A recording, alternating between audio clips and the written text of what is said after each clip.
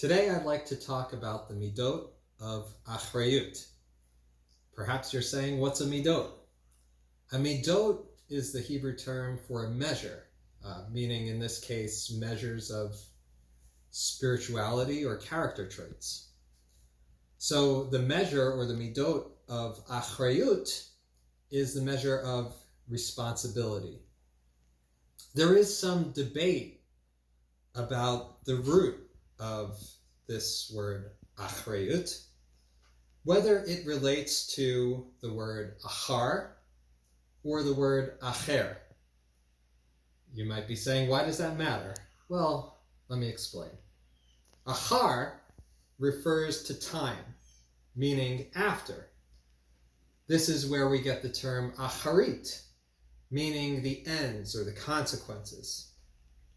Dr. Michael Brown has taught that if we think about the acharit, this is a Hebrew word that can save our lives, because often before we do something foolish, if we stop and think about the consequence, it will prevent us from doing many foolish things.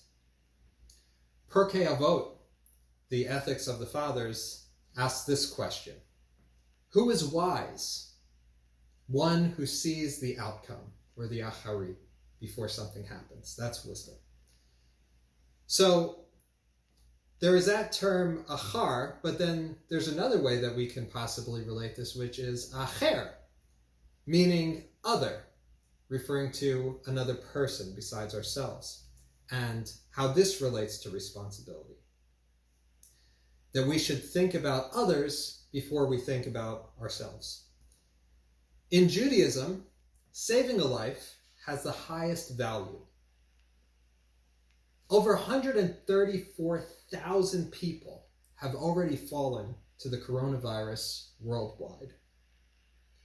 So we endeavor to do whatever we can to prevent the spread of the virus and to save lives. I'm very grateful for Rabbi Ari and his leadership and his friendship during this turbulent time. Prior to serving as our head rabbi at Baruch HaShem, he served as a pilot to and from the hospital. Thankfully, he's trained in making wise choices under extreme conditions. And I've learned that this achrayut, this midot, this character measure of achrayut, responsibility, is among his strengths. He's actually the person that came to mind as I was reading this chapter of the book. In fact, the story that came to my mind is this. One day, myself and Rabbi Ari were scheduled to go to a conference. And in order to get to the conference, it was about an hour away from our houses, maybe a little more with morning traffic. So in the morning, I got my kids off to school, back in the time when we used to send children to school, and prepared myself. And then because of traffic, it took me about an hour to get to Rabbi Ari's house. And then it would take another hour or so to get to the conference. So I got to Rabbi Ari's house on time. And just as we were beginning to head toward the conference location, I received a phone call. And it was my daughter Annabelle's school, and they were informing me that she was sick. And immediately, as they were describing the situation, my mind was going through the logistics of, okay, well, I need to go pick her up, so I think I need to ask Rabbi Ari to maybe turn around and drop me back off at my car. We hadn't gone very far. And I was thinking through all these things and ended the phone call. It was a very brief period of time. And what I had realized, even before I had time to think through the logistics of the situation, Rabbi Ari had already turned the truck.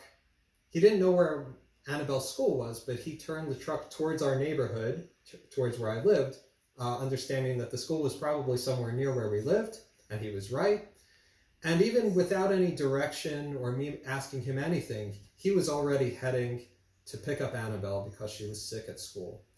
And it really struck me how quick his response was, and just the level of responsibility that he took, where he could have just dropped me off at my car very easily and had me do that, and that he didn't mind us being late to this particular conference by an hour or two for sake of showing value to a life and someone that's in trouble. And so that story came to mind as I was thinking of this midot, this character trait.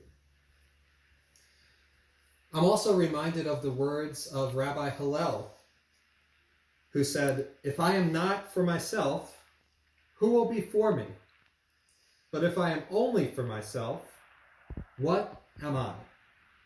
And lastly, the words of Rabbi Simcha Zissel, "Do not go a single day without doing something for someone else, whether directly or by money or by speech."